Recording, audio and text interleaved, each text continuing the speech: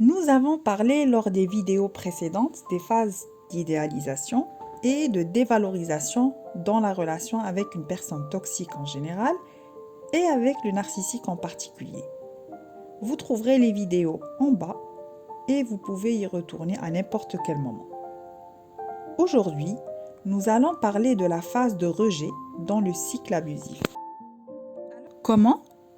Dans un couple, le partenaire toxique, après avoir exercé sur sa partenaire toutes sortes d'abus ou de violences, pendant des mois ou des années, décide de la tromper ou de partir, ou même de rester par souci d'apparence ou par souci financier, et ne plus lui parler, ou quand son téléphone devient plus important que sa famille.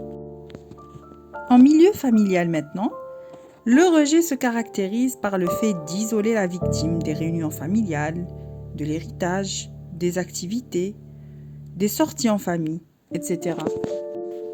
En milieu professionnel, c'est le collègue qui est mis à part et pointé du doigt, jusqu'à le pousser à démissionner par un patron ou un collègue toxique. Mais pourquoi alors cette phase de rejet? Eh bien, c'est parce que vous êtes resté dans cette relation. Vous avez toléré les formes d'abus. Vous vous êtes tu. Du coup, vous n'êtes plus intéressant. Le narcissique ressent à un certain moment de l'ennui, en même temps que du mépris envers vous.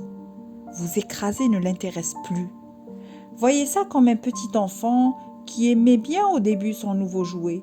Puis quand il finit de le démonter, il n'en veut plus, car il en a fait le tour. Notez que les narcissiques tentent à vous pousser à bout pour que vous puissiez prendre la décision de partir ou démissionner afin de jouer le rôle de la victime devant le monde entier. C'est elle qui a brisé notre famille. C'est lui qui a quitté l'entreprise alors qu'elle lui a tant donné. C'est elle qui m'a quitté et a pris les enfants. Vous n'aurez jamais la phrase « Désolé, c'est moi qui n'arrive pas à combler le vide qui est en moi ». Prenez-le alors comme un signe que c'est votre chance de vous libérer de ce cycle infernal. Beaucoup de personnes ressentent le rejet comme une énième violence et peut-être la plus grave, car cela réveille en eux leur peur d'abandon, le sentiment de ne pas être assez.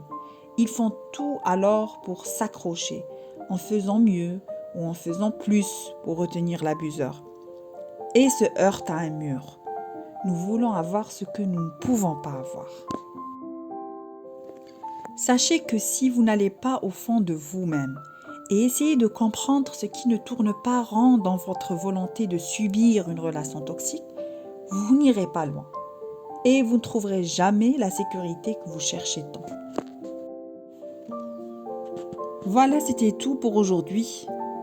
Je vous rappelle encore qu'il est très important de partager le contenu de cette chaîne si vous connaissez une personne qui vit dans une relation toxique. N'oubliez pas de laisser vos questions en commentaire, j'y répondrai avec plaisir. Si le contenu vous plaît, mettez un petit j'aime et abonnez-vous à la chaîne pour recevoir les nouvelles vidéos.